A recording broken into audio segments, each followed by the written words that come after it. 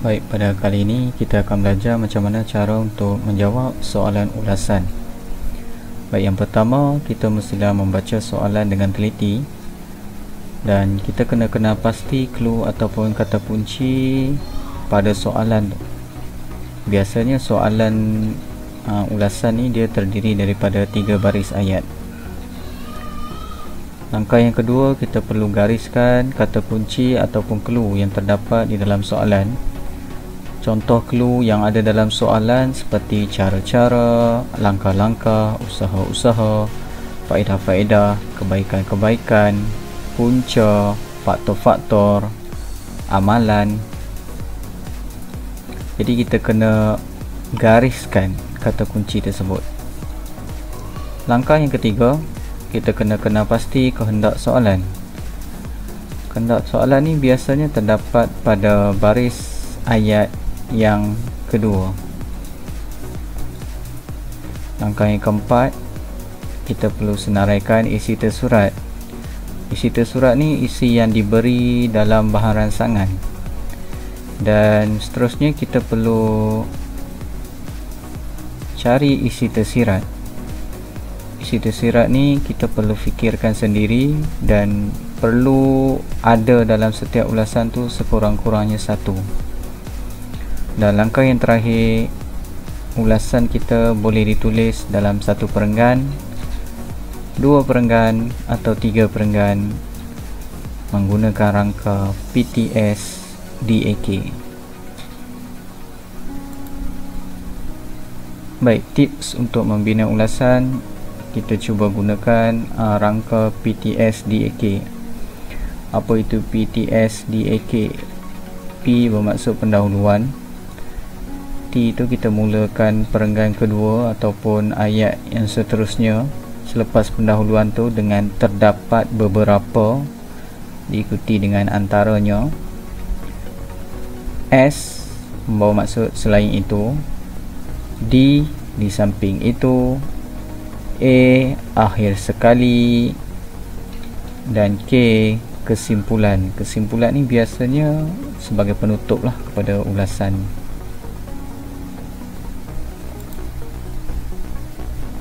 Baik, seterusnya tips untuk menggunakan kata bantu. Dan kata bantu ni kita guna mengikut jenis kata kunci yang terdapat pada soalan. Contoh, jika soalan yang ada kata kunci seperti cara-cara, langkah-langkah, usaha-usaha, amalan-amalan, jadi kata kunci seperti ini kita kena gunakan kata bantu seperti kita mestilah, kita haruslah, kita patutlah, kita wajarlah, kita perlulah. Jadi kalau berdasarkan pada soalan tadi, contoh berdasarkan soalan amalan penjimatan tenaga, kita kena gunakan kata bantu kita mestilah mengurangkan penggunaan penyaman udara, kita haruslah menggunakan mentol penjimat tenaga, kita patutlah berkongsi kenderaan ke tempat kerja. Baik, untuk soalan yang ada kata kunci yang lain seperti faedah-faedah, kebaikan-kebaikan, manfaat-manfaat, kita kena gunakan kata bantu seperti kita dapat, kita boleh, kita akan dapat, kita juga boleh, dan juga kita juga dapat. Manakala untuk soalan yang tak ada kata kunci seperti di atas, contoh soalan tu berkaitan dengan poster, iklan, graf, peta. Jadi ulasan sebegini kita perlu buat macam mana? Kita cuma perlu ulaskan bahan rangsangan tersebut tanpa gunakan kata bantu.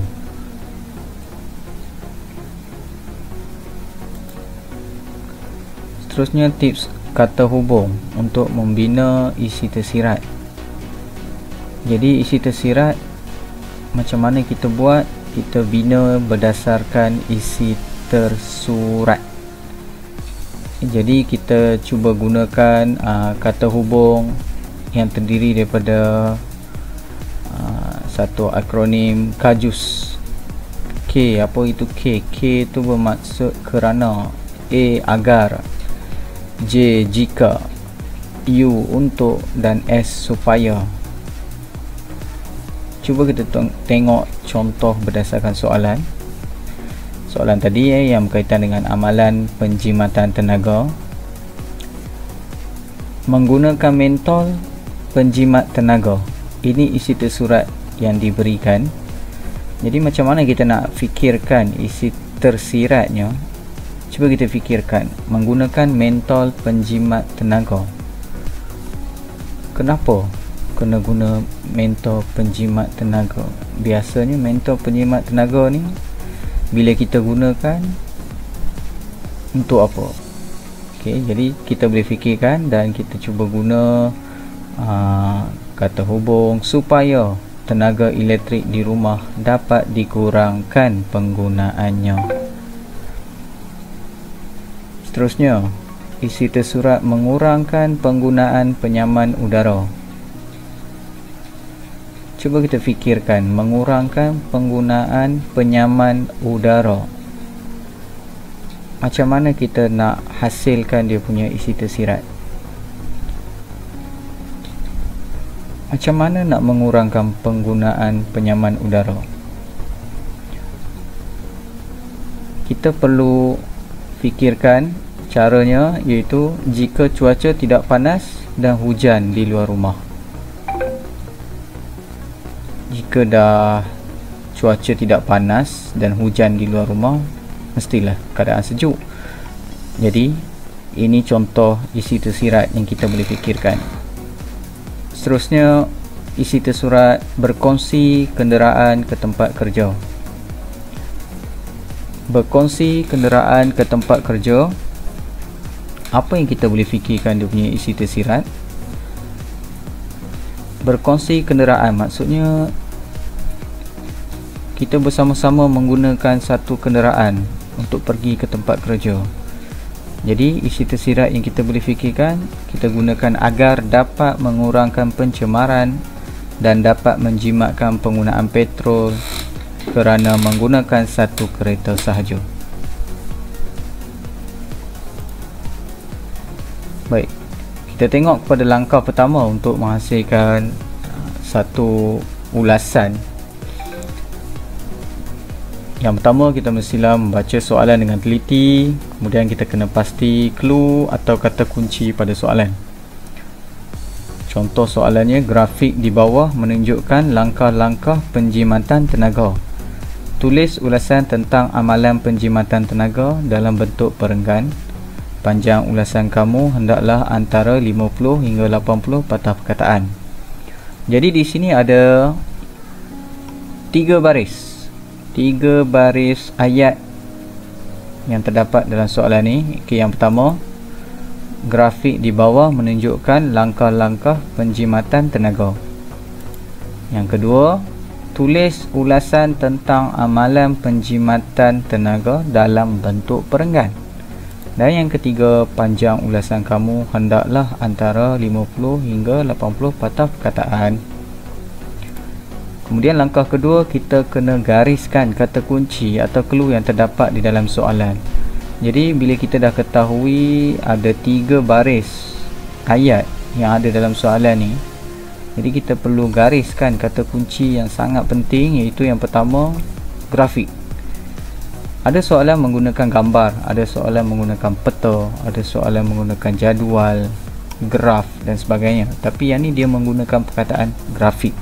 Jadi ini satu kata kunci yang sangat penting. Kemudian yang kedua, langkah-langkah penjimatan tenaga. Biasanya selepas perkataan menunjukkan, ada kata kuncinya di situ. Dan kita tengok kata kunci yang seterusnya ada pada baris yang kedua, iaitu amalan penjimatan tenaga.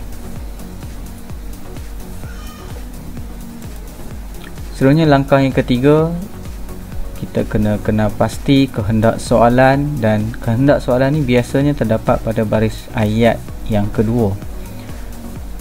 Okey, kita tengok baris ayat yang kedua, iaitu tulis ulasan tentang amalan penjimatan tenaga dalam bentuk perenggan. Jadi kehendak soalan ni ialah tulis ulasan tentang amalan penjimatan tenaga dalam bentuk perenggan. Jadi kita kena berhati-hati semasa nak menulis ulasan, sebab kehendak dia ialah amalan penjimatan tenaga. Jadi kita kena tanda ataupun gariskan atau kurungkan frasa tu supaya senang ataupun supaya kita tidak cuai semasa membina ulasan kelak.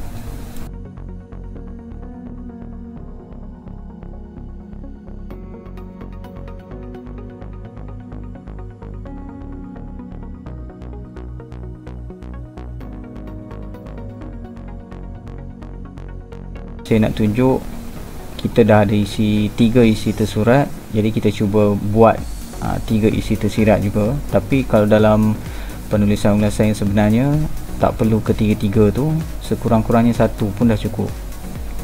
Okay, jadi kita tengok isi tersurat yang pertama, mengurangkan penggunaan penyaman udara. Dan apa isi tersirat yang sesuai untuk mengurangkan penggunaan penyaman udara jika cuaca tidak panas dan hujan di luar rumah. Seterusnya isi tersurat yang kedua, menggunakan mentol penjimat tenaga, dan isi tersirat dia supaya tenaga elektrik di rumah dapat dikurangkan penggunaannya. Dan isi tersurat yang ketiga, berkongsi kenderaan ke tempat kerja, dan isi tersiratnya ialah agar dapat menjimatkan penggunaan petrol kerana menggunakan satu kereta sahaja. Okay, setelah siap kita senaraikan isi tersurat dan tersirat ni, kita terus pergi ke langkah yang seterusnya, iaitu langkah yang kelima. Kita boleh terus membina ulasan. Dan untuk memulakan membina ulasan ni, bagi murid yang tidak pernah membuat ulasan, kita boleh gunakan rangka PTSDAK ni. Rangka dia seperti ini. Jadi yang saya merahkan tu, perkataan yang dimerahkan, contoh kata kunci dari soalan ni, yang ni ada dalam soalan. Jadi yang berwarna hitam, contoh seperti perkataan menunjukkan, yang boleh kita amalkan dalam kehidupan seharian ni. Yang ni boleh dikatakan boleh digunakan untuk semua jenis soalan ulasan. Seterusnya terdapat beberapa yang ni kita boleh guna kata kunci dari soalan ni. Yang berwarna merah ni kita perlu ambil dari soalan. Kemudian antaranya isi tersurat. Isi tersurat ambil daripada bahan rangsangan. Jika isi tersirat perlu fikir sendiri berdasarkan isi tersurat. Okay, selain itu kita haruslah isi tersurat supaya isi tersirat.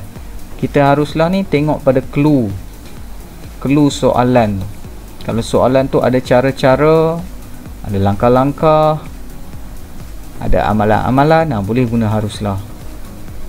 Kalau tak ada yang tu, kita kena guna yang lain. Ada kata kunci dia berdasarkan slide kata bantu tadi tu. Kata bantu yang kita boleh gunakan berdasarkan kata kunci soalan. Kalau tengok pada contoh ulasan ni dia cuma ada 3 isi tersurat. Jadi kita tak perlulah sampai PTSDAK ni. Kita cuma pakai PTSAK.